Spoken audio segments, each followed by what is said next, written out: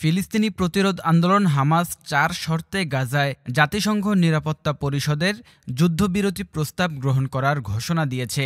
তারা প্রস্তাবটি নিয়ে বিস্তারিত আলোচনার ব্যাপারে আগ্রহ প্রকাশ করেছে। এখন যুক্তরাষ্ট্রের উপর নির্ভর করছে যুদ্ধবিরতি চুক্তি বাস্তবায়নে ইসরায়েলকে বাধ্য করা। গাজার অপর দল ইসলামিক জিহাদও একইভাবে সাড়া দিয়েছে। হামাসের ৪ শর্ত হচ্ছে গাজায় স্থায়ীভাবে যুদ্ধের অবসান, ইসরায়েলি সৈন্যের পূর্ণ প্রত্যাহার, বিধ্বস্ত এলাকা পুনর্নির্মাণ এবং ইসরায়েলি কারাগার থেকে ফিলিস্তিনি বন্দীদের মুক্তি প্রদান। হামাসের কর্মকর্তা সামি জুহরি মঙ্গলবার রয়টার্সকে বলেন, আমরা আমাদের আগের অবস্থান আবারও বলছি। আমরা বিশ্বাস করি খুব একটা বড় ব্যবধান নেই। বল এখন ইসরায়েলের কোর্টে।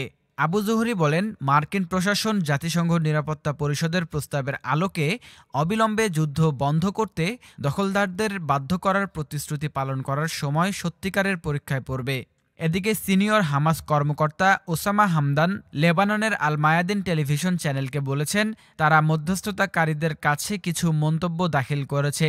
তিনি অবশ্য বিস্তারিত আর কিছু বলেননি। এদিকে মঙ্গলবার কাতারের পররাষ্ট্র মন্ত্রণালয় এক বিবৃতিতে বলেন, কাতার এবং মিশর ঘোষণা করেছে যে তারা সর্বসাম্প্রতিক যুদ্ধবিরতির ব্যাপারে হামাসের কাছ থেকে জবাব পেয়েছে।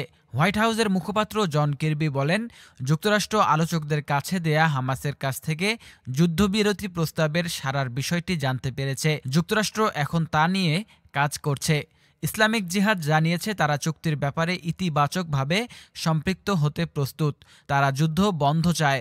রয়টার্স জানিয়েছে তারা স্থায়ী যুদ্ধবিরতি এবং ইসরায়েলি সৈন্য প্রত্যাহারের ব্যাপারে নতুন সময়সূচি চায়।